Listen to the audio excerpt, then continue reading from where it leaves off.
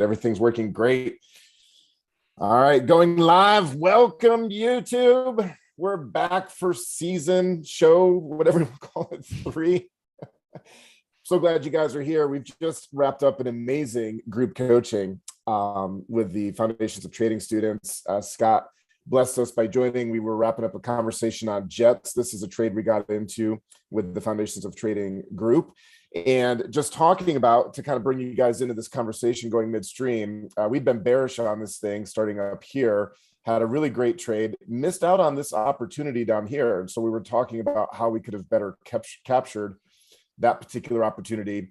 And then a conversation came up about trading this thing back bullish. Is it appropriate, once we got out of this trade, to come back and trade back bullish? And the resounding answer was no, let's not do that. Put the cash in your jeans as we're trading bearish on this overall trend and wait for this thing to set up and re-enter a bearish trade going forward. So that kind of brings you into our conversation here where we're at live.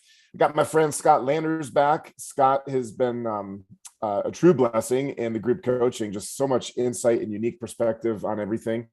And of course, my sidekick, Chris Burgess, here as well. We're grateful you guys are with us. If you're live on YouTube, feel free to engage, ask questions. We're going to do our best job to keep up with those questions and have them answered for you. If you're here in the Zoom room as part of the second half of group coaching here, you guys are welcome to continue participating at that level. So anyway, welcome back, Scott. How are you doing?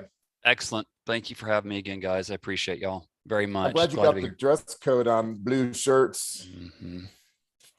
If I just shaved my head, I might look like Scott. Good looking human being. I got thinking about our last show last week, and one of the questions that I walked away with was this humbling realization that I don't have a concept of how money flows around in all of these different entities, whether it's stocks or commodities themselves, even investments and interest rates and bonds and all of that.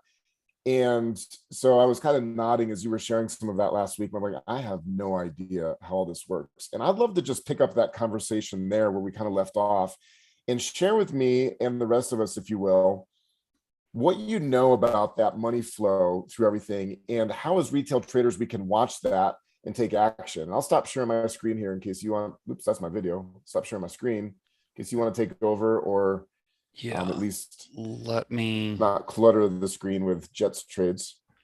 I'll share. All right, you guys can see now. So when we talk about money flow, we could really get, knowing me, I know we could get really the deep end on this, but I will try to put it in a place where you guys can benefit from it. The one thing I've learned over the years of doing with this, I have an institutional volume concept that I use, and it took me probably 15 years to get it figured out. And I was fortunate because I know it through a floor trader. I was able to piece some things together and come up with this. I'm bringing it to your attention because what I've learned when it comes to money flow, and I'm going to go 40,000 foot view, and I'm going to bring it down to all of you. Okay. The one thing I've learned with this over the years of doing it is that when they come in to pick up the pieces, so let's assume we go through a really bad bear market, like it's a multi-year event. Eventually they come in and they start nibbling in. It's not like they all come in and say, okay, guys, it's time to go long and dump $1 trillion in the market. It's not that simple. They come in and they just keep picking up the pieces, almost like somebody picking up, if you had trash in your yard, you're picking up all the pieces of trash. They're buying, and just little dribs and drabs they go. But eventually it gets to the point they bought so much, there's this giant shelf of support here. And it's like nothing's going to get through there. And if it does, you better Katie bar the door, as they say. So they come in and buy it. When they come to, they start to accumulate. When they're done with that, they go into distribution phase. I think there's this disconnect for a lot of people in retail. There was for me in my early days, that they just come in and they're doing what we're doing. Do you think they're all day trading? They're not. A lot of people learn these things for literally, I've got a fund right now, their minimum hold time is 10 years, minimum 10 years. Just we're talking minutes, days, and weeks usually here. they have a different mindset of what they're looking to do. There's a lot of research that goes into it. So you're like, but I'm a retail trader, so help me. Once you identify that there is a lot of support, like you can see a base, that base was generated. This is where I'm going, I'm drilling down now. That base was generated off of probably a lot of volume. If you've ever seen price at volume histograms on the side of the screen that comes through, right, and it projects out like a little bell curve distribution, there's a lot of volume. Well, if the price reflects there was a lot of volume there, which it should, at least in theory, you see a base, odds of it going back through that, it's not that it can't happen, it's just pretty strong odds it's going to hold that level. They spent a lot of their money to build that base. Just like when you develop the World Trade Center, it took a long time to build that base, to put it, to hold that tower. The same thing's here. When it comes the reverse and they start to go through distribution, guys, when we went through COVID, there are people who have funds that did not, they may have lightened up, or they may have added in the depths of despair because they don't see it being the end of the market. And I'm going back 40,000 foot view for a second. There's this belief that everybody just hits the sell button at the top. My son years ago said, Dad, well, if we know the top's in, why doesn't everybody just get out? Why don't they, tell everybody they're getting out? I said, because there's nobody. It's like Katie Barbador. It's like there's the fire exit and there's 200 people in the theater trying to get out. I said, Mason, that's not how it works. They don't want they're coming out. He's like, oh, it's been years ago when he's younger. He gets it. They don't raise a white flag and say, we're getting out now, guys. That's not what they're trying to do. The smart money wants to sell to us the dumb money, as they will say. And so for your advantage point, they don't just all come in at one time. They don't call in one time. And the better, more realistic example of this for all of you, as far as money flow, is think about it getting on a major interstate system. There's 3 lanes going north and 3 lanes going south. You're getting on and there's a whole bunch of traffic because it's 5 o'clock near downtown. You're coming on, you're adding to the congestion. You're getting off, you're taking off congestion. Well, there's a lot of people trying to get on and off. Is there a major football game or some event going in your city that brings in more people? That's what happens when you get to, for example, the middle of the fib retracement. Oh, Josh loves fibs. You get between that 38, 50, and 61.8 spot on your chart. That's a congestion zone. You should expect price to slow down there. My chart's right here. The middle of that, that's the 50 percentile of this, just like a little fib zone. It's the 50-yard line. It's center ice. It is mid-court. So when the money flow comes in there, it's not that people are not there pushing and buying and selling. It's a question of how big are the players in that market. That's when we look at money flow. We look at fund flows. We try to get a sense of this. Just to give you an idea of where things are.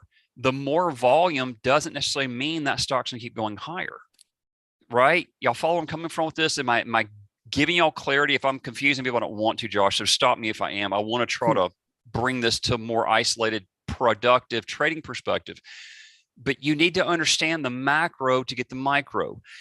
If you were looking at a 5-minute chart in day trading, please realize I had pizza last night. I love pizza. It was cut into triangles.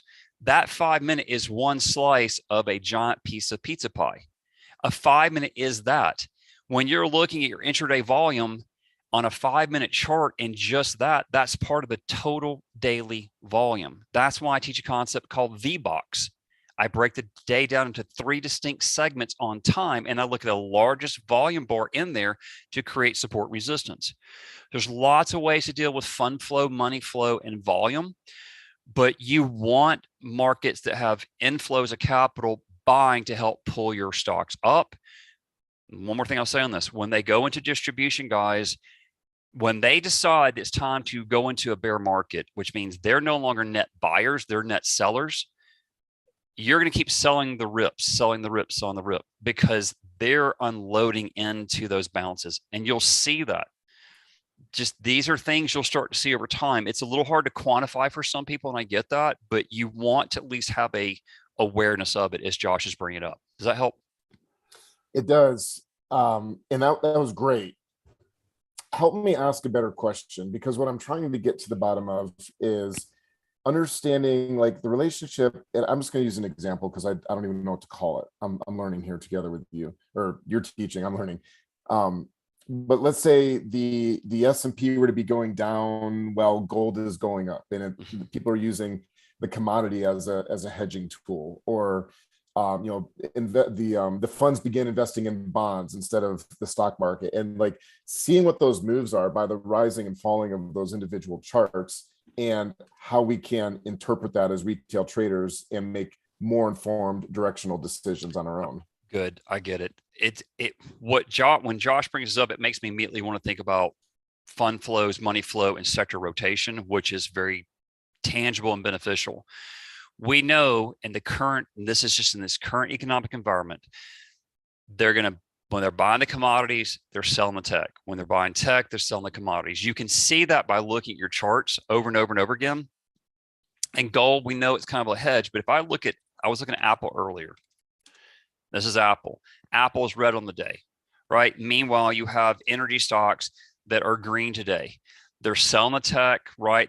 The fund flows and the rotation. And people are like, well, if that's the case, why doesn't the market just, and I'm like, if you can get tech to come off the lows and then just kind of stay range bound, but meanwhile, it's a red day, but it's not like it's trending down. And meanwhile, you're rallying the energy, the commodity names, right?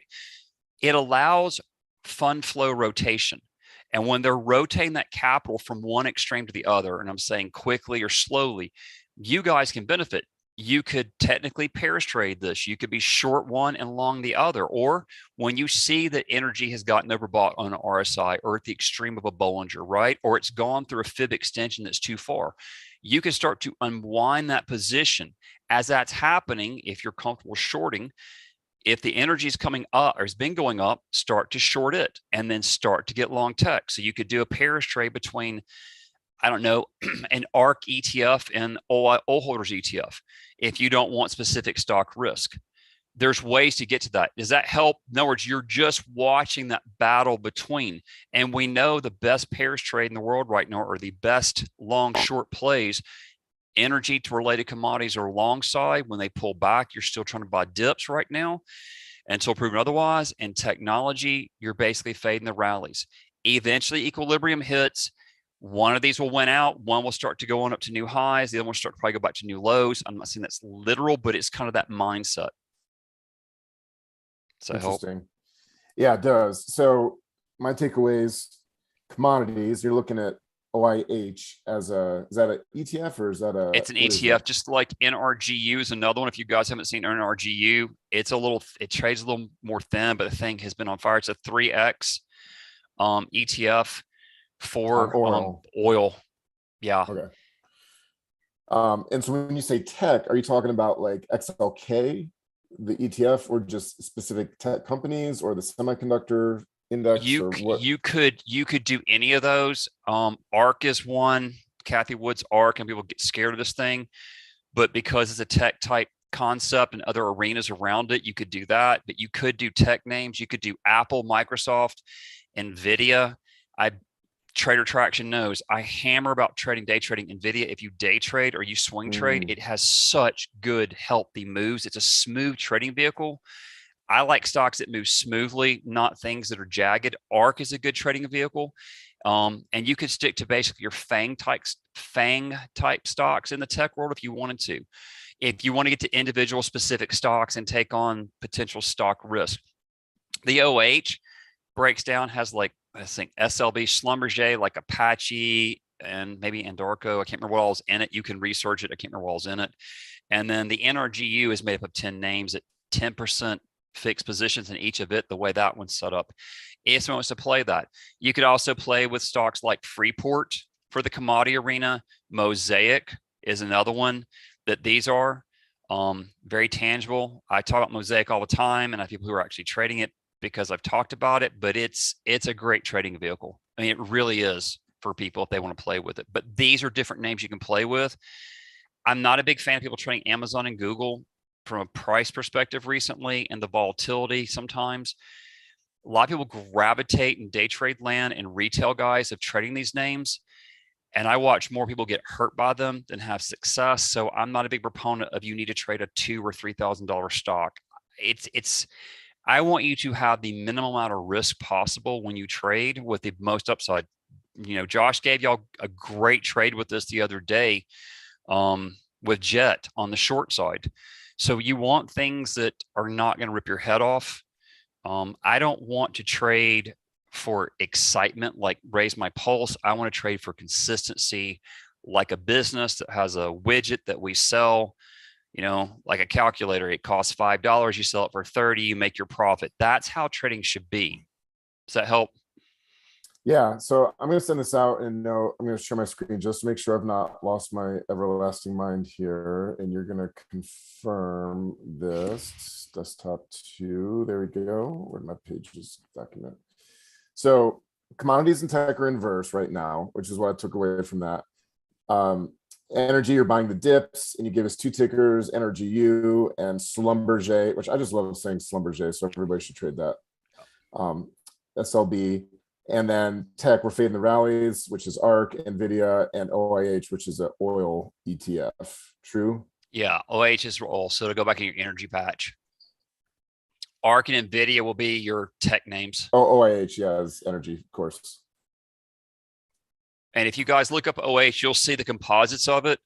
And we could actually break down deeper into that play at some point one day of how to use those 11 names and look at what's leadership and the percent weighted, and what kind of drives that ETF. And you can kind of see early heads up warning when there's trouble in the ETF. All right, I'm going to post that in the chat. I'm also going to put it in YouTube. There you go. That one was free of charge, guys. Kind of formatted it weird in YouTube, but I think you guys will figure it out. Awesome. Awesome. Chris, you got any questions for Scott? I'll put you on. I've got one that's a little off topic, but before we get to that, if you guys are watching on YouTube, definitely like the video. I mean, Scott just gave you guys some absolute knowledge bombs right there. And this is totally free on YouTube. All we ask in payment is just give us a like. I'll also say while we're paused here, didn't you like live traded NVIDIA for a couple hours with your traction group, right? Yeah, we broke it down for 2 hours and 21 minutes. I literally, that's all we did, because they requested, like, they like me going through things live. So broke it down. And if you look at the low 3 days ago at 130, using the geometry we had it forecasted, that was a turn, and we haven't looked back, and we went from 214, 220, whatever the price was at that point at 1:30 Central Time. So I'm being clear about that. I can tell you exactly. Just hang on one second. We are looking at that at, the term was at 1:30 on 314. The high of that bar was just around 214, and we're now at 243. And that was on a 5-minute chart, by the way, for the turn, because I don't want to do 60s and dailies. But yeah, I mean, you're basically from 214, you're sitting at 240 since then. Again, we did wave counts. It depends on the person, how long they want to stick with these things. But you could see the turning of this thing trying to turn. And that's one of the things we talk about in the traction course. But you start to understand when they make W patterns, what's going on when things are trading too far left of themselves on momentum, why that's not sustainable, which is what I find most pros in the market still don't understand. And so, yeah, but that one's documented out, was 2 hours and 21 minutes. That's the only thing we covered the entire session was NVIDIA, and broke it down literally the whole way through. So I want to share this with you guys. We'll put this in here, and then Chris, I'm going to go back to you. If any of y'all would like to participate in this traction experience that Scott's talking about, a lot of y'all came to his masterclass, and we talked about the new traction group that's starting next week. There's a super cool opportunity that Scott does leading into traction, and it's called boot camp. And actually, boot camp is a prerequisite for joining his traction group, just to make sure everybody's on the same page. And right now, we'll call it a St. Patty's Day special, although we didn't realize that. I didn't realize that when we did it. But we've marked this down to a no-brainer price. It's 2 weeks with Scott. You get 4 live sessions with him, a whole host of other things that I won't go into here. This is the link. I'm going to put it in the Zoom and also into the YouTube. There you go. There's those 2 links. And all the details are in here. So this is really your first step to figuring out how to put cash in your jeans, working together with Scott. He's specifically going to cover pivot points, trend momentum, volume, and then some of these pro habits. This one is worth 10 times the price of admission. And I encourage you guys to take Scott up with it, Scott up on it. If you're a beginner, this is for you. If you're confused or frustrated, this is for you. If you're not putting consistent cash in your jeans, this is for you. If you're consistently making 5 or 6 figures every single month, it's probably not for you. But unless you fall into that category, by all means, $14 is a no-brainer. Go ahead and get signed up for this. There's the order form right there. And I will also say, I don't know if it's on this other page. We typically put it on there. I'll tell you verbally, and you can hold me to it. There it is right there. Participate in the entire bootcamp experience. If you don't see how it puts cash in your jeans, we'll refund you 100% of your investment. You can do the whole thing. You can keep the content, keep the videos. If you don't think you've got at least $140 or even $1,040 worth of value from bootcamp, we'll give you a refund. It truly is a no-risk trade. So get signed up right now. We appreciate the help. This helps fund the activities at Tradesmart, the staff, to make sure everything is rolling smoothly and to be able to do continued shows like this. So with that said, I'll stop sharing my screen. Burgess, over to you. You were going to take us in a new direction. I mean, that $14 is just insane. If you guys just pay attention to the 3 bullet points that Josh gave you earlier from what Scott was saying, you've already gotten more than $14 worth of value from Scott for free. Like, imagine how much more you're going to get from spending 2 weeks with him in boot camp for $14. I mean, it's just, I think you're pricing yourself too low, but that's not my business. So I did actually, Josh, you can keep your screen up. And what I wanted to ask about, Josh knows where I'm going with this. Scott, I'm just curious to hear if you have any insights on this. This was one that Josh and I were scratching our heads over the other day. If you can pull up VXX, you know where I'm going with this. I already asked Scott on this. On a oh, did you? call. Okay, well, you didn't tell me about it. So what's so my understanding, the difference between VXX and VIX, right? So VIX is an index. There's not an underlying instrument that you can buy and sell, right? It's based on S&P 500 call and put options, and you can trade VXX and other volatility ETFs, but those are actually based on the VIX futures prices, right? And I know there is some rollover with the VIX futures, which is why VXX tends to underperform VIX. What I didn't know is why VXX would be up big on a day where the VIX was not. And I was wondering if you had some insights into that. What I told Josh, and I look at UVXY, that is my ultimate arbiter, because I know these others I say they get manipulated. This is just me and my years of doing it. Because when he showed me, I was like, ooh, wow. And I had done some research before he asked. I just happened to come across to a friend of mine who runs high net worth privately for some funds.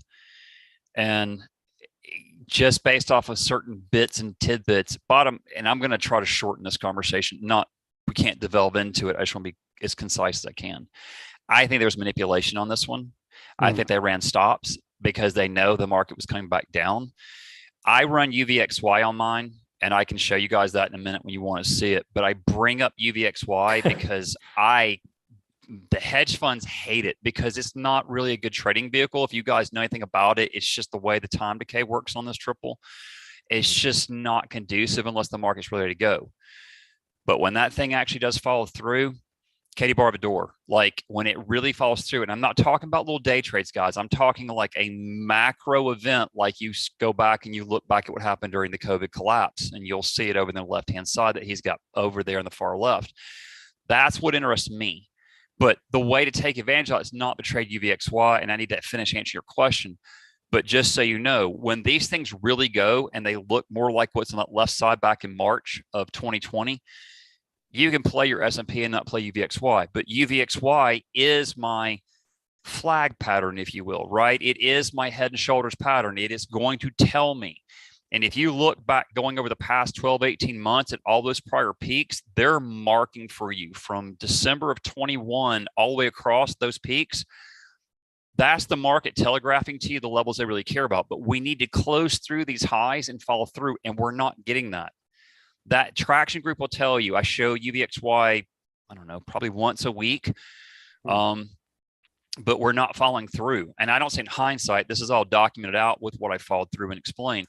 But if we're going to appreciably go lower in the markets and this thing's going to go through the roof, that's going to happen. To answer what Chris is bringing up, though, it really boils back to my opinion. It was manipulated. It was very manipulated. That's why I look at UVXY. And again, my hedge funds, when I send a picture like, we hate this. I'm like, yes, but is it telling you that we're not going anywhere? Do you see it? I don't care, but you don't trade it or you hate to trade it. I care that you see the macro analysis. So you guys stop trying to get long in a place we're going to reverse from. That's the point, because that way you're not trapped, because those things, those decays, oh my word. Does that help? I want to connect some dots here because we have a wide audience that's watching. And so let's back up a few steps and let's go to the VIX. And for those of you that don't trade options, you probably have a misunderstanding of what the VIX is, because the news media, believe it or not, they don't get it right. They call it the fear index. And it's not the fear index. There's actually no fear in the stock market. That's an emotion. What the VIX is telling you actually is what we'll even call an arbitrary inflated cost of options are to factor in perceived risk that's coming up. Because when you trade options, if you're unfamiliar with it, and you sell an option, you become obligated to do something. Let's not worry about what it is you're obligated to do. Just know you're selling a contract that says, I promise to do, and then we can fill in the blank with whatever that option is. And so if that thing you promised to do could potentially get knocked wayward with volatility going on, you're going to require a premium for the sale of that contract that covers your butt in case you have to do the thing that you promised to do. And so that premium is called implied volatility, IV. Has nothing really to do with historical volatility. They're two totally separate measurements, which is another thing the media gets wrong. So implied volatility and the VIX is an aggregate of what that implied volatility is. So as the VIX goes up, it tells you that they're building more fluff into options to cover for some sort of a perceived problem that could be coming up. So we go back to coronavirus. There's a global pandemic, and we're like, what the heck? We've never seen a global pandemic in our lifetime. There's a lot of uncertainty. So the VIX skyrockets because there's all kinds of options got stupid expensive back in coronavirus, the beginning of 2020. And so you can trade the VIX. Let's not go into why that's maybe not such a good idea. There's ETFs, exchange traded funds, that track with the VIX, VXX being one of them. That's what I got into a trade on, bullish, thankfully. And so then the question came up, if the VIX did not spike on this day here, and this was a huge spike. I mean, we went, what's the percentage? Well, it closed down, but it was up at one point like 10% on the day, on a single day. If this spiked up 10%, this was March 15th, and we go back to VIX. What did the VIX do? March 15th, it was a snoozer. In fact, if anything, it gapped up, but then it cratered. So what was the difference? And then Scott led us to UVXY, which is a different ETF that tracks with the VIX. Now, where Scott was going with this is he's looking at this from the perspective of, look at these tops here. So remember, when does the market tend to get uncertain? When it's getting ready to crash, right? And so typically, the vast majority of the time, the implied volatility is going to work inversely with the direction of the S&P 500. So if the S&P is going up, then your implied volatility is going down, and vice versa. If the S&P started going down, then your implied volatility is going to go up. And so what Scott is saying is, if we look left right here, the people who are trading options, which is typically a more sophisticated investor, and certainly the funds are using options as hedges and all those things. This is where Scott was saying they're telegraphing to you, they're not really worried about the market crashing. You're not getting, and I don't want to move the chart because we've got the annotations on it, but coronavirus is spiked up to like $1,200, I think. If I saw, I'll just go back. What the heck? Why not? Yeah, here's coronavirus. We were up here at almost $1,400 when all that uncertainty took off. But right now, they're like, World War III, we've been there, done that. They're not too concerned about anybody getting nuked right now. And they know. I mean, they know things beyond anything that we know. So, this all, if we put a bow on this and we're like, let's answer the question, so what? and I'm going to put words in your mouth, Scott, and then you're going to confirm and elaborate. I think what Scott is telling us is until you start seeing UVXY break through some of these peaks, you probably don't need to be too concerned about the market cratering. And in fact, what we're probably doing is basing right here. Yep. And the other piece of that is if the world's coming to an end, just like in COVID, and I challenge all of you to go check this for yourself. I brought this up in the past for Trader Traction and some of the stuff we've done with TSU. When the world's going to fall apart, commodities will not be rallying. They'll be selling everything, including their kids, and throwing the baby out the bathwater, if you will. I want to add to one thing with this really quick here. So terrible metaphor. As we're seeing pictures come in from me. Oh, I think about that. Is that bad? So Goldman Sachs had modeled estimates that put, this is going before this reversal, right? Back down. The estimates, the probability of a 5% down move over any 1 month period was 11%, while the options markets were pricing in a 31% probability of a 5% down move over the next month. The suggestion was that the puts are more overvalued than any other time in the past 5 years, which tells you the risk that traders are trying to price in when selling puts, which goes exactly what Josh is telling you right now. Okay. Mm-hmm. Rubber band stretched too far. You think the central banks and the Fed are going to allow this thing to completely crater right now. I understand all the battles, but we're not there yet. And even with what we've documented out in some of the classes I've done, we did, this past week, we've talked about the expectations of what I'm saying, which is we're trying to turn. And it's not that, it's why teaching traction, how you see what we call raindrops, but it's using the shadows concept to see it turning. It's all been documented out. Even the hedge funds said, are we going higher or lower? I said, we're going higher out of this. This is not in hindsight. This is from a few days ago, guys. You can see this. You can start to see what's happening if you want to. I know I'm not showing my chart, but it's like, I'm trying to give you guys that idea. There's a reason I look for things at certain levels, just like, hang on one second, just so you see it. There's a reason these green boxes are on here. And I'm still hoping, again, this is not a broad-based call. I'm not betting my book on this. I'm still hoping we will see 5,000 ES 500 SPY. Not because of my book, because I think that's where the major longer-term reversal comes from if we're going to get it. It's not from here. And I'm not talking about long and short right here. I'm talking like the bigger problem. We need to come back up. We need I don't call it a relief rally, but we need the market. I just don't think it's done based off of geometrics, everything else I look at, pivot structures. I just don't. Even while and forgive me guys if I look distracted at times, but I got a hedge fund blowing up my phone as we're doing this about where we're going to currently. And I've already given them levels. I'm screenshotting and trying to juggle y'all at the same time respectfully, because they're in ES trades right now long because of me. And so they're like, what are we doing? I'm like, hang on. This is a reality. And so I've given them levels. I know where we think we're going on this thing. And ES, by the way, equals the S&P 500, guys. That's that's the futures. I'll show you one more. If you want to see, where's my TSU chart? So why are they blowing up your phone if they're making fat stacks of cash?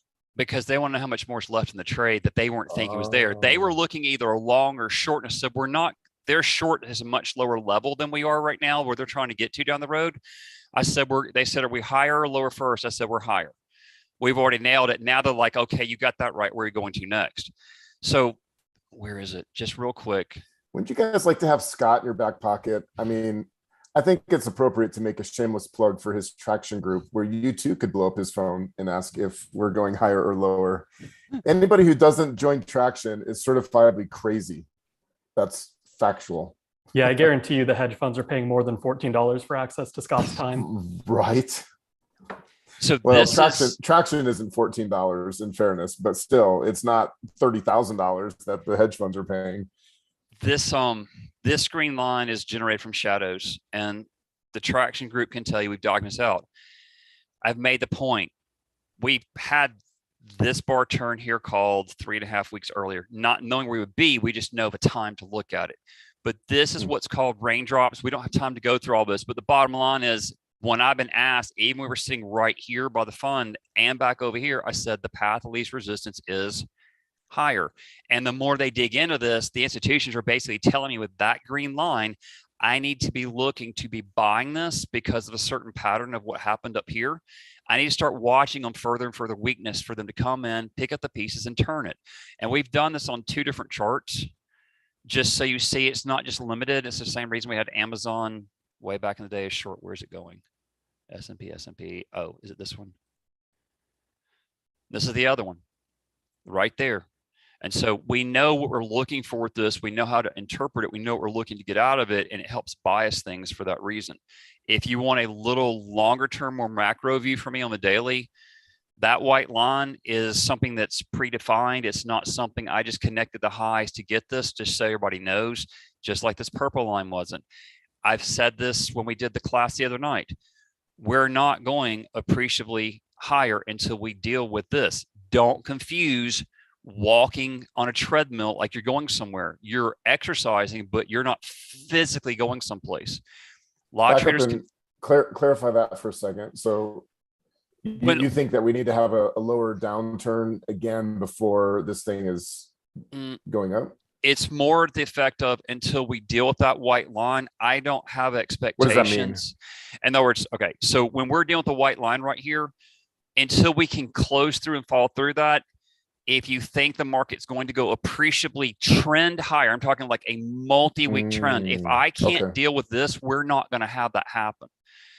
And so this line was actually forecast before it ever hit this right here. Now, this is super advanced, like pro stuff we get into if we went one day down the road, but that line's forecasted that way out. My point with this is I can handle the shorter term intraday stuff. Short-term trades, that's great. Yes, you can make money, but if you're more macro, go back up 40,000 foot looking down, that white line is important. And it's so we can clear that and follow through, we're not going to be able to go appreciably higher. And that was my warning to people, even, well, not through traction, but for my pros that I deal with privately, like hedge funds, we're here. When this breaks, then we'll see where it goes from there. And so there's a method to the madness, but for those of you who are more worried longer term, there's that chart. And if you want to look really long term weekly, there's that 440.5 number roughly. And that's where we've had a lot of support resistance in the past. I would pay attention to it. And then of course there's the 449 and the 463 and everything between there. But again, one step at a time. We've had a full 3-4 wave countdown, assuming that we close green this week. Right now, if we close red, the 4th wave's still in place. Again, I would love to still get a 5th wave out of this. That's just me, but I trade in the real time. I look in the real time. I don't get held to my convictions where I'm so rigid I can't shift. I don't say it has to be to this level to have success. That's not the case. Everybody should write that down. That is a genius quote. That was worth $14. Say it again. I don't get held to my convictions. Say it again. I don't get held to my convictions because I need to be fluid enough to adapt and adjust to a market. And most traders want to stay with their conviction. I'm not saying violate your rules. Josh is a phenomenal rule maker. He has his risks, he's going to obey that. But you can't be so convinced that you don't turn. That's exactly the reason my phone's blowing up, because they're thinking we're a whole lot lower. I'm like, not yet. So they're going to take their short from a higher level because of me now, whatever. That's indifferent to me, but they're not on the wrong side coming in early. I like to find 0-point turns, guys. I like to come in things at very key levels for a very specific reason. I don't want any more risk necessary. I don't want it to have go against me. With that said, a lot of hedge funds that play and a lot of bigger players, guys, the beauty of being a retail trader is you can be ninja. You can hide in the dark. You can have your camo on and they don't see you. You're not big enough to matter. Frankly, you're liquidity, but you're not big enough to matter. So they have to come in at places where you're going, hey, dude, there's no way I'm shorting from here. There's no way I'm shorting from here. You've lost your mind. And then a few days later, the stock's down. I'm like, and they know, or they have a better idea than we probably do. But retail doesn't have the ability to draw down against that much. So we have to be much more finessed about it. And so when they're asking me, it's like, what do you think? I said, you've got more legs to run, let it go. And that's what they're doing. It's like humbling lessons with Scott. You're not big enough to matter. okay, so I know I'm agreeing with you. I know a market maker I've gotten to spend knowledge through, at least their particular, I'll just leave it this. If you're 100 contracts or less on options, you really do not matter. They're not worried about hedging you like you would think. There's not something going on, whatever, but you're not big enough to matter to even begin to hit their radar. I know I've got friends of mine who trade 100 contracts, but I'm trying to tell you, you're trading your onesie, twosie. They know your retail guys. They know where the order flow is coming from. Look, true story. I was in a Whole Foods a couple weekends ago, and I heard the song like, oh, what's that name? I couldn't think of it. And I click the button. That speaker in the ceiling is 50 feet from me. No exaggeration. And it picked it up. Do you really think if your phone can pick up that song and tell me whatever the song was, that you know how much money is invested in this industry? I don't mean education, training, teaching. I'm talking spent to co-locate and everything. Do you really think they don't know who you are and your orders are coming from and who you are? Just seriously for a second, be real about it. You don't matter, but as a ninja, you can make a lot of money and have a great career and never have to run a hedge fund and deal with all the crap they go through and still make good money, have the life on your terms the way you want it to be. That's it.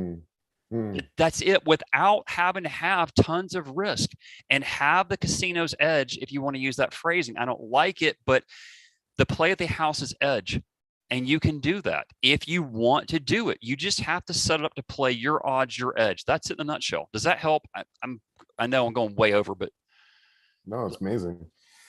I don't want to hijack all the time, Chris. If you've got other questions, if not, I'm just going to keep riffing. That was my main one. Can you kind of walk people through? I know if they sign up for boot camp with you today, they get access to Coffee and Cash tomorrow morning. Can you kind of walk through what is that? Why would people be interested in getting Coffee and Cash with you? So Coffee and Cash, and it's depending on what part of this phase of traction we're in. Coffee and Cash is sometimes used to reinforce certain concepts and how to break things down. I try as much as we can in those morning sessions. Is I get alert through, CNBC. It's not a plug for CNBC, but it's like Stocks in the Move.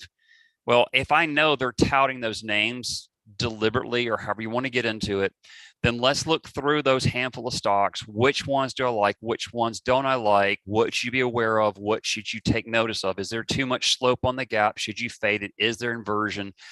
These are topics we teach. But the idea is at least have you a stock that you can kind of follow and look at that day if you want to. And I get everybody's not a day trader, but whatever we're doing from a day trade perspective, if you just fractal up, right, to higher time frames, you would do on a swing trade, it's just going to take a lot longer. And that's what Coffee and Cash is for. And sometimes Scott goes on a rant about something I think is relevant based off of questions that have been asked because I want to solidify it. So we do Trader Traction, guys. We have the Coffee and Cash twice a week. That's about 2 hours a week. Then we have 4 hours Monday evenings from 3 to 5, market close Central Time, and then Wednesdays live in the market from 11 to 1. And I usually go over probably 20 or 30 minutes, but that's okay. But it's to try to help grind this thing in. That's what we did with NVIDIA when it bottomed out the other day and then took off to 245 where the number is. We broke the chart down so they get a hands-on experience of what it's like seeing the analysis done and what are the expectations and why is slope and time more important than price. Again, if you think price is the most important thing, respectfully, how do I say this? It's not. You study the greatest names in trading history. You go look at their journals. They'll all tell you time is the least understood and the most important. But yet we all focus on price. Gann said there's a dozen of these greatest traders in history. They all contribute their success to time, not to price. And I think Gann and you can correct me on this, Scott. I'm pulling off the top of my head, but he's traded in the 30s. He was a contemporary of Dow. Correct me wherever I'm wrong. But he took like $3,000 and turned it into 30 million, right? He is considered one of, if not probably one of the greatest or top 2 or 3 in history, even though he blew up at the end of his career. But it's that never-ending drive of trying to make things happen. And then there's some psychology issues that come into that when you research into it. The man was a genius. There's no question. People know it. His stuff's still studying. People pay premium to learn this stuff. And I mean premiums, trying to figure out, because he was somewhat cryptic in his messaging. Yeah, But he has some crazy stuff out there. Like if you really get into WD Gann, also side note, not the guy that made WD-40. But I mean, you can't let that go by without that was good. Um, I mean, he got into like lunar constellations. I mean, he got into some weird astrology stuff, which I've always kind of looked past. But You shouldn't. All I'll say is if you ever get into planetary, and again, I have shunned it most of my career until the past decade of, well, almost 40 years. And if you ever get astro figured out, it's mind numbing of what it's capable of doing. And it makes Can I you just really pre-announce an astro trading class at Tradesmart University? Dude, it is it's a whole level of play, guys. I mean, if any of you listening, YouTube or through the other right now, you've ever seen anybody gets into this stuff, it is a rabbit hole you can get lost in, but there are some incredible benefits from it for people that really want to get into it. And I can tell you, because some of the hedge funds I work with, dude, it is, I've seen algos that run off of moon phases. Like this has been 10 years ago. That were used to time Google. As you would think. And not. I'll share two anecdotes that maybe make it seem a little less pointy-headed. What are those, like this tinfoil hat? Tinfoil, yeah. I was trying to say styrofoam, but like, number one, fibs. And if you really find a fibs master, which Scott is as well, it's one of the reasons I met him. I saw one of his fibs training. Like, you're the only other dude out there I've ever seen that, in my opinion, gets it right. And my theory on fibs is you see it everywhere. Like, just Google Fibonacci, not Fibonacci analysis, just Fibonacci, from hurricanes to Nautilus shells to there's books written on human what do they call it, like plastic surgery, like the way that we interpret beauty. It's all Fibonacci ratios. And so my personal Josh Hesse theory on this is, if we're seeing fibs in the world around us, is it that unreasonable to think that as human beings, we're trading the stock market, sentiment is driving the price higher or lower, we start to hit certain levels. I'm not saying trade on feelings, but at the same time, like, we start hitting certain levels and feelings start showing up. Well, those happen to be around Fibonacci ranges. And if you learn to identify what those ranges are, cash in your genes. The same thing is true with planetary analysis. Like, don't just dismiss it. Like, is it reasonable to think that, when you harvest corn in the fall and there's this huge influx of corn, right, that, I'm taking out the futures. I understand how all that works. I'm just saying baseline. Like, if in October you have a ton of corn and come March or April you have no corn, that price could start fluctuating based on just a cyclical nature of the environment. And so, and it's not that simple, because I know they could be growing corn in South America when we're in the winter here and all that. I get that, but I'm just saying, at the same time, the market works on cycles, and it's not as crazy as you might think to start looking at cycles based on lunar phases and other things. Go ahead, Scott. Sorties is bringing up pine cone patterns, pineapples, sunflowers. Your face is a fib spiral. If you guys just look up books on fib patterns, just like not related to this, just the way you'll see, 10,000 birds in a flock flying, you'll see a fib spiral. Well, the Vitruvian Man, that picture of the naked dude with his arms spread out and the circles all around him. It's all Fibonacci ratios. That's how we learn to draw human beings, is the Fibonacci ratios. But I want to say one more thing, because I know we're getting close to the end here, but I'm not going to cut us off by any means. I'm going to hijack the screen again. I've seen a few people asking, and I also saw a few registrations come in, so I think we should address this here. Traction Bootcamp, $14. Amazing. To Chris's point, like, worth $1,400. When you go through this process, you've heard us talk about Trader Traction a lot.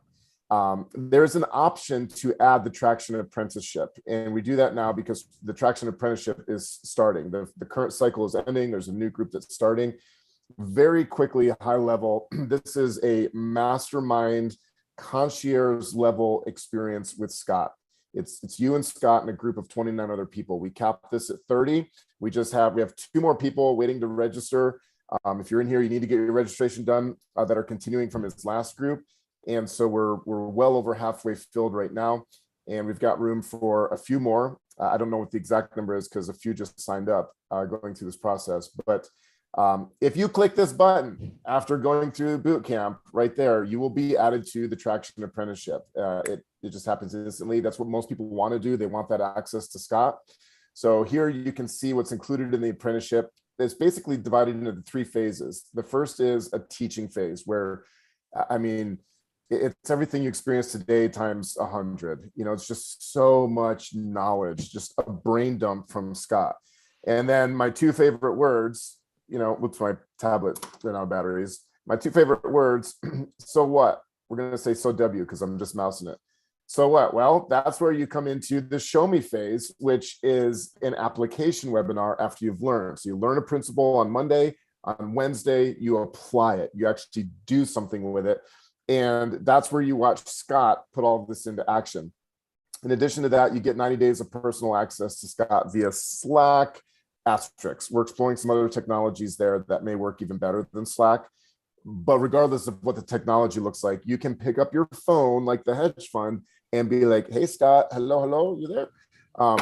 Tell me. I mean, not quite literally like that, but also I know Scott. He's about the nicest guy I've ever met in the world. And if you have a legitimate question, he's going to take the time and engage with you. And then the third part of the apprenticeship process is the guidance phase. And this is where you get all the support you need to achieve your success. He's going to give you some swing trades to watch on a watch list. And then coffee and cash. People who take advantage of that boot camp to Traction, you go ahead and you get your Traction application submitted there on the checkout. We're going to go ahead and give you coffee and cash for free. It's a $4,000 upgrade if you do it after the fact. But for everybody who just goes from boot camp right into Traction, you get coffee and cash for free. It's the minimum of 2. I think it's down here. It's a minimum of 2. There you go. 2 times per week. Scott goes live at the pre-market hours and just talks about what we're looking at trading for the day ahead. Now I know Scott Landers. The man cannot hold himself to minimum. He is a maximum kind of human being. So I've challenged him. I don't think he's had a single week where he's only done 2. Candidly, I think he likes hanging out with you guys. So it's at least 2, if not 5, coffee and cashes. When Ukraine got invaded, thoughts and prayers go out to them. I never want it to just be a thing. I mean, humans are being affected over there. But Scott live traded that for 3 hours with his Traction Coffee and Cash group and helped walk them through. And they put fat stacks of cash in their jeans. Am I promising that's going to happen every time? I can't. I'm just saying that's on record. That's recorded. He did that. It was an amazing value add. In addition to this, you get the Core 4 Accelerator trainings, which is basically 4 programs, complete courses that Scott has put together. And he just said, I want everybody to have this content. It's way too much to go through in the 3 months apprenticeship. So my recommendation is you go through the apprenticeship and then you've got, the rest of your year planned out of content to go through. Trader's Road is Scott's primary course, specialized pitchfork training, price action training, and then the floor trader pivot points are worth their weight in gold. You also get 2 private coaching breakthrough calls when you add Traction as part of your boot camp experience. Otherwise, if you buy Traction a la carte, it's just 1 call. We're going to give you a strategy. It's called momentum trading multiple timeframes. And that's just straight up, buy strategy, not a buy strategy, but a, entrance, target, stop, criteria strategy. Coffee and cash we already talked about. So there's a summary of it all. And it's 3 payments of $1,200 to participate in the Traction group, limited to 30 people. So I want to make sure we're on the same page because I saw at least 2, maybe a 3rd registration come in for that. And I'm super excited for you guys. It's going to be spectacular. Each time Scott just keeps adding more and more stuff. He's like, Josh, I added a fibs cycle this go around. I'm like, of course you did, Scott. Like at some point we need to put a bookend on this thing and just create Traction 2.0. But until I get him to do that, you guys just keep getting more and more value. The other thing we've been, sorry, Joe. Go ahead. The other thing we've talked about this, you and I did, and we mentioned everybody, but one of the things I did in Traction 3 group was I started posting, if you have TradeStation, if you don't, I can't help you on this, but like if I go through a class and I save that workspace, I will give you the workspace. Oh yeah. Remember, I started doing that because they want to see the geometric, and it's like, then they can play with it, whatever. But that's been really helpful for people. But if you're not on TradeStation, don't get upset. But I do that to help you guys out. If that's something that is of interest to y'all, if it helps you, I don't ever mind posting it. They know that. So just let you know that. One of the things I also added, guess traction 2 and 3, was inversion, which is can be done with moving average, done with regression lines, but it's called inversion. So we knew this morning and some of these other trades, why when stocks gap, there's a mathematical relationship of why they're going to pull back before they go higher. And it has to be corrected. And it's a mathematical function, but they've learned that. But it's something I developed, I don't know, I put the public domain probably 20 years ago. Well, 15 years ago. Have I shown you my morning glory strategy? No, I haven't seen it. I bet those two schools of thought would synchronize really well. I didn't know why it works. I just an observer of things that do work, and so we've made bank. It's that whole strategy, just fading gaps. We need to walk through that. I think you would enjoy, definitely. I did see one thing. I don't want to leave us out from a question was asked a minute ago about the closing on the wave count. Yes. Can I press pause on you real quick on that, Scott? I just wanted to go back on the traction thing just to make sure like nobody's confused on what is on offer here. So what Josh walked you through, that whole traction thing, that's like if you want to work with Scott like very, very closely, kind of the way the hedge funds work with him. That is a very high touch. You get access to Scott like all the time. That's his high touch level mastermind. That in order to get to that, you have to take the boot camp, and the boot camp is what is $14. So if you guys are interested in working with Scott closer, go sign up for the boot camp. You get the coffee and cash that he's doing live tomorrow morning. And I can't make any financial guarantees, but I bet in those 2 weeks, you guys could figure out how to make $14 back to cover your investment in that boot camp. I would bet you could do that just listening to Scott. So if you are interested in learning more from Scott, go sign up for the boot camp. Again, it's only $14. And while I can't guarantee it, I bet you could find a way to make that back in the next couple of weeks. And then if you guys are interested in continuing your education with Scott, just try him out for $14 for a week or two. And if you like it, then you can consider signing up for his higher level apprenticeship. So just so we kind of explain how that's laid out there. And I want to dovetail what Chris said, and I'll answer the question about the wave count. I did something yesterday. One of the things you get when you work with both retail and pro is you see what they see and then what retail sees. And I get the best of both worlds because I'm the fulcrum point, right? I get to see what they're thinking and what you guys are thinking. And it helps me. Like it gives me edges that otherwise would not have sometimes probably. But I bring that up to get this. So yesterday, traction, we went through our 11-to-1 session yesterday. And I broke it down. This is all documented exactly for the last, I guess, hour of just basic support resistance. And I had 3 people say, please start boot camp for this one so everybody understands this. Like it opened eyeballs. And I'm like, good, I'm glad y'all feel that way because somebody they're come back through it. And I'm like, you will see this again. It is nothing more than the elevator of up or down. That's why I don't like the term bullish and bearish. And we showed in real time because I talked to a student yesterday afterwards.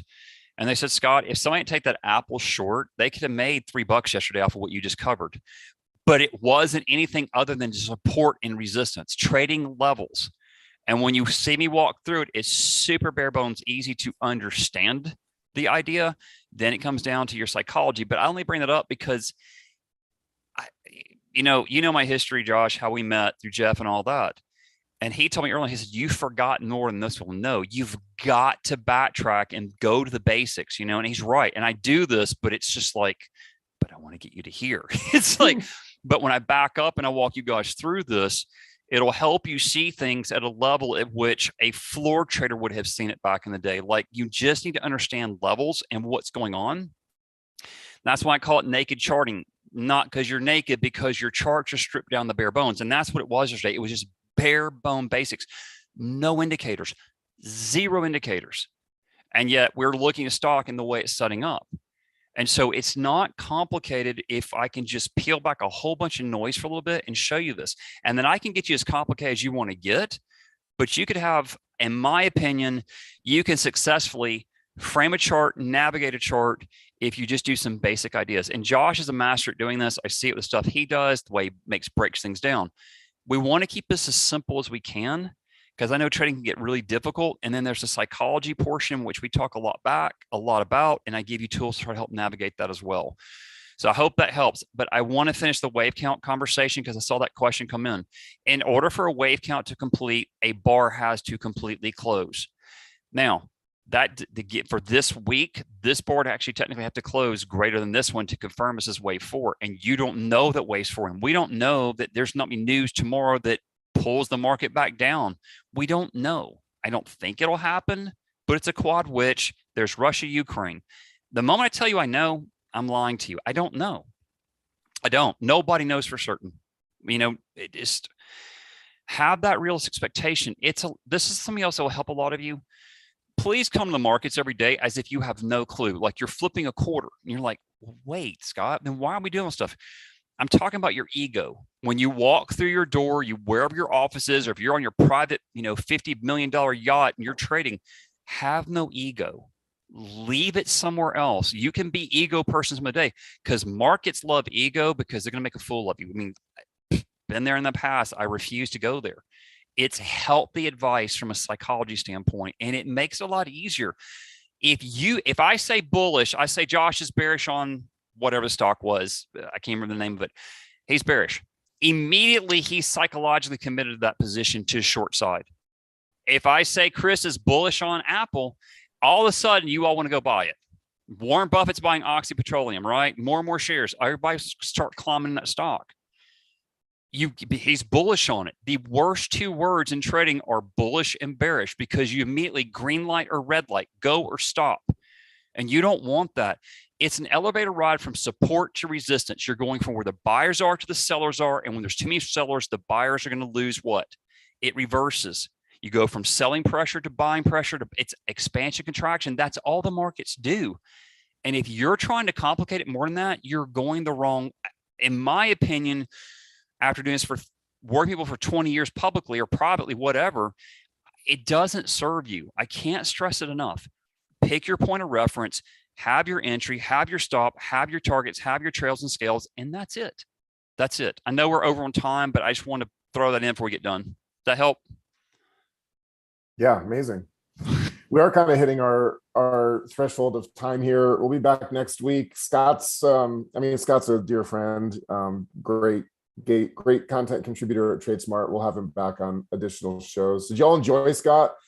Type something in the chat pane or the comment pane, chat in Zoom, comments in YouTube.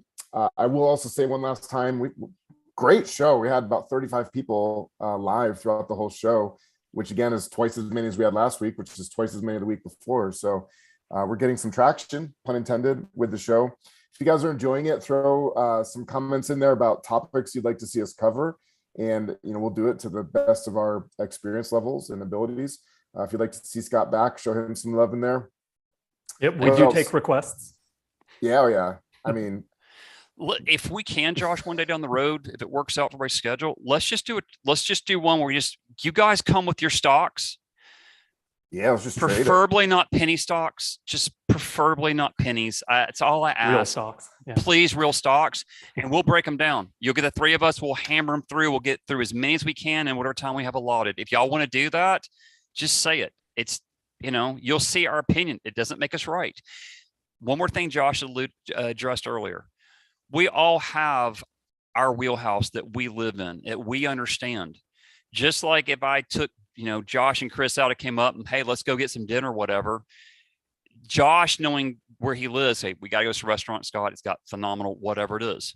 And I've never been like, well, dude, let's go check it out. If he was here, I know where I'd take him here. Everybody has their likes and dislikes. My hedge funds have systems I will never trade. It doesn't fit my personality. So I'm not going to trade their system.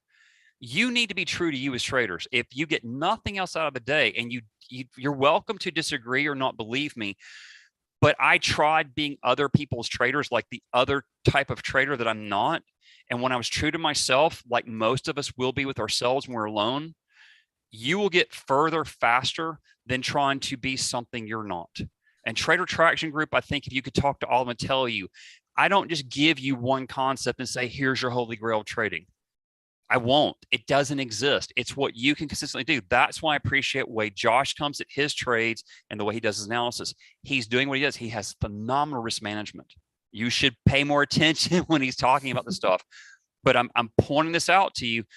If you want to have success, it's discipline and consistency. If you think it's anything else in trading in a more macro conversation, you're probably not where you want to be yet. And I don't mean that disrespectfully, buddy. I'm trying to tell you from working with traders privately, I see these battles psychologically, and it's such a big deal. All right, I'm done. Sorry about that. But yeah, let's break down charts one day. Let's just hammer through them for y'all. Yeah, it'd be fun. Yeah, even if no one else wants to do that, I'd love to just compare, do my analysis on a couple stocks, then bring them to you and see what I'm missing and what you see in it. That'd be definitely fun. Power Trader Live Sunday night for you guys, and I'm going to try to break down as many charts as I can and how much time we have. I guess it's 2 hours, I guess. I'll probably go on Sunday evening. Yeah, we hadn't announced that yet, but let's go ahead and announce Scott's going to come back for a second Power Trader Live this week. And we had really great feedback from everybody last week, and we're bringing it back. It's such an appropriate time in the market for Scott's skill set and experience. And I want to make sure we're getting the right content in front of you guys. So Scott has graciously offered to come back and do Power Trader Live again this week. If you want that link, either email us info@tradesmartu.com, or you can comment in Zoom or the chat pane in YouTube, and we'll get that information to you. So anyway, let's put a fork in it. We'll call this one done. Another great show, great participation, great content. Thank you, everybody. Thank you, Scott, for being here. And of course, Chris Burgess. I call him my sidekick. He's not really a sidekick. He's my co-host. I'm so grateful for the relationship with both of you men. You make me a better trader as iron sharpens iron, as always. And I'm learning from you, and I hope you guys are learning from me at the same time. And for all of you that participated in the stream, either on Zoom or YouTube, we're so grateful for you. You're the whole reason that we take the time out of our day to do all these things. And it's a lot of fun to see you getting value out of it. Blessings to each and every one of you. Chris, I'll let you go next. And then Scott, I'll let you take us home with your sign off. Blessings. Have a great day, everybody. Yeah, I just want to say one last time, if you guys have gotten this far watching the stream on YouTube and you haven't left a like yet, come on, what are you doing? This Right. Content is so good for free. The only cost to you is just leave a like. So that's it for us. I think we'll go ahead and leave it there. Scott, you get the last word. Yeah, Sorties, I appreciate the comment. And I think I saw Roy in there as well. I'm glad. I hope this is helpful. We always want to bring value to you guys. Please know that. That's the intention, is try to help you understand another pearl or nugget that can help you maybe see things a little differently. That's what we're trying to help you do, so you can get where you want to get to. Have a great weekend ahead, guys. And for those in Power Trader Lab, I'll see you Sunday. And in Coffee and Cash, I'll see you guys tomorrow morning. Thank you, Josh. Thank you, Chris, both. Appreciate you both. Have a good day. See you guys.